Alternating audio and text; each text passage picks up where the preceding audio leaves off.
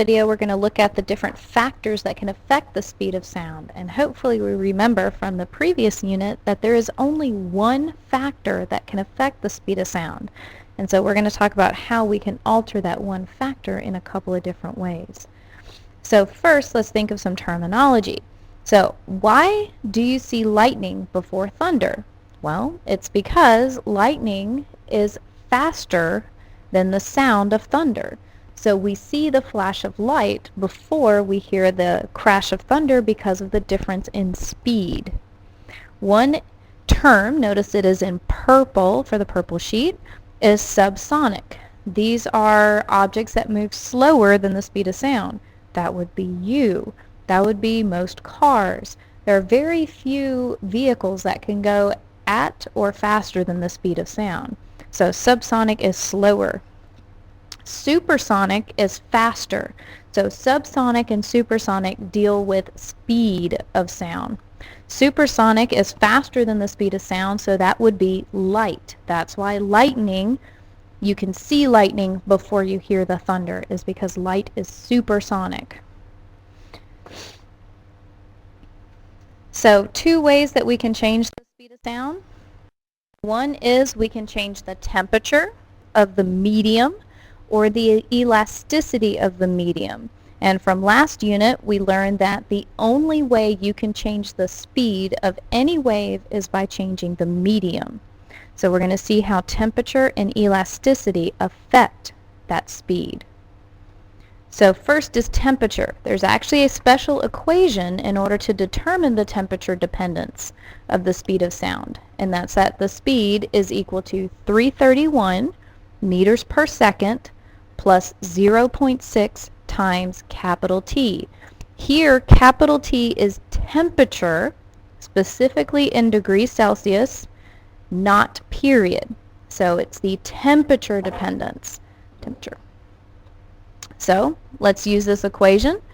Find the velocity of a sound moving in air at room temperature. So the speed of sound is equal to 331 plus 0.6 times the temperature in degrees Celsius, which is 22. So we're going to multiply 0.6 by 22, which we get 13.2, and add that to 331, and so we get a speed of sound of 344.2 meters per second. Now this equation works only for speed of sound in air. It does not work for speed of sound in any other medium. If that were the case, if we were looking for speed of sound in water or solid, we'd have to use a different equation with a different initial value for 0 and a different factor to then increase and decrease by.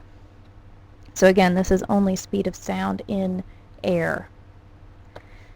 The other factor that affects the speed of sound is elasticity of the medium. So elasticity is just how much you can manipulate a certain material. So a very hard, solid object like a table has almost no elasticity, whereas something like silly putty has a lot of elasticity. You can manipulate it a whole lot. So speed of sound is faster in a denser medium than it is in a less dense medium, so that kind of plays into this elasticity. The more rigid the material is, the faster the speed, hence solids. Speed is faster in a solid, so it's faster in a more rigid material. It's slower in a more elastic. And the most elastic that we can think of here on Earth is probably going to be air. Air is very elastic. You can manipulate it very easily. You can bend it and shape it and do whatever you want. You put it in a certain container and it takes on the shape of that container. You can move through it very easily. I don't know about you, but I can't move through a table very easily. So definitely air is the most elastic that we have on Earth, hence it's slowest in that air. So more rigid makes it faster. More elastic or more fluid makes it slower. And that's it.